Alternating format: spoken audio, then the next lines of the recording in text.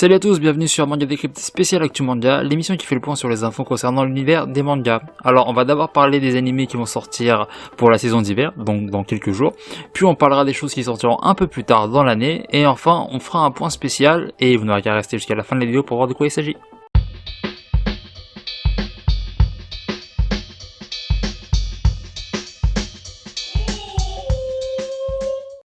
Pour ceux qui ont un abonnement Wakanim, vous allez voir arriver la saison 3 de Log Horizon, qui est un isekai dans le style de Sword Art Online, pour rester sommaire. Sinon, vous aurez aussi droit à la saison 2 de Promise Neverland, bon qu'on présente plus, c'est un shonen qui mélange suspense, stratégie, de l'action et des mystères aussi. Pour ceux qui ont un abonnement Crunchyroll, alors vous aurez le droit à Moi quand je me réincarne en slime saison 2, donc Tensei Shitara no Slime. Alors pour les amateurs d'anime où le personnage principal est pété dès le départ et qu'il est tout puissant, alors là vous allez être comblé. Vous verrez le slime le plus puissant de tout l'univers. Ensuite, pour ceux qui aiment les animés où le perso principal c'est tout sur tout, c'est une encyclopédie sur pattes, alors là, Dr Stone saison 2, ça arrive, c'est en janvier, et j'espère aussi qu'on aura des révélations sur l'environnement où ils sont.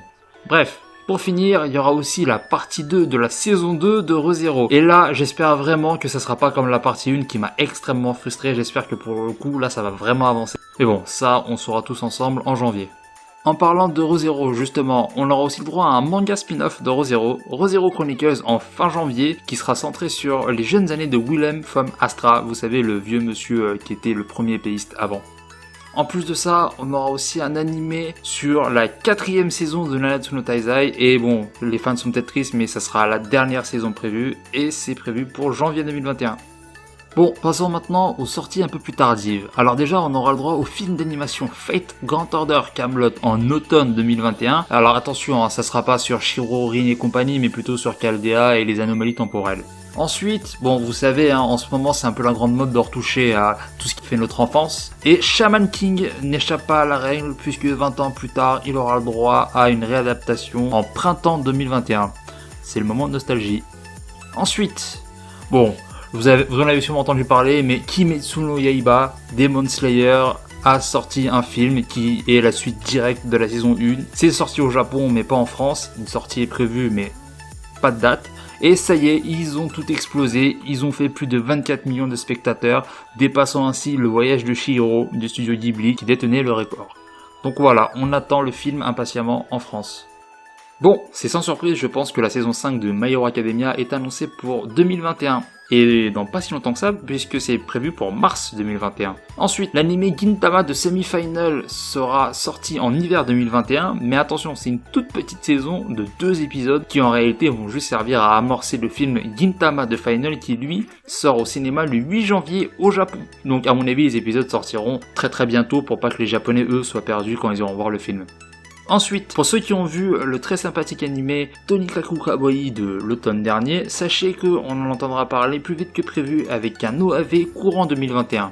Et enfin, on va vous parler de Platinum End qui est en réalité le dernier manga du scénariste de Death Note ou encore Bakuman. Sachez que le dernier chapitre, lui, va sortir début janvier, mais vous en faites pas, pour vous consoler, ils vont vous offrir un animé en octobre 2021. Donc voilà, je pense que vous êtes tout aussi impatient que moi.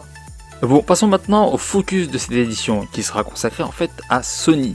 Alors je suis sûr que vous avez déjà entendu parler de Funimation, la filiale de Sony qui a racheté, tenez-vous bien, Crunchyroll avec ses 3 millions d'abonnés pour 1 milliard de dollars. Comme quoi les animés ça rapporte. Alors ils possédaient déjà ADN, Wakanim et Kazé. Ce qui fait qu'ils possèdent en fait toutes les plus grosses plateformes de diffusion d'animés. En plus de ça, ils possèdent quand même le studio Aniplex qui a fait le film Demon Slayer et comme on vient de vous le dire, ça a tout cassé au box-office. En plus de ça, ils ont aussi fait d'excellents animés comme Fate Stay Night, Unlimited Blade Works. Alors pourquoi on parle de ça ? Parce qu'on a quelques hypothèses super intéressantes.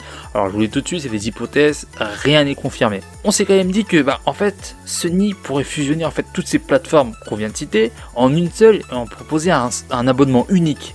En fonction du prix, ça devrait vraiment être très intéressant. Au-delà de ça, vous savez, Sony, c'est les gens qui ont fait la PS5, donc ils sont dans le domaine du jeu vidéo. Ils ont annoncé récemment préparer en fait un abonnement différent du Xbox Game Pass. On pourrait donc s'amuser à penser qu'en fait, ils pourraient faire un abonnement qui combine les jeux Sony, mais aussi les animés, films, séries exclusifs à leur plateforme. Ah ouais, quand même que c'est alléchant. Et voilà pour ce nouveau format très court. Merci de nous avoir suivis jusqu'au bout. Donc n'hésitez pas comme d'hab à vous abonner, liker et lâcher un commentaire. Sur ce, salut!やれやれだぜ。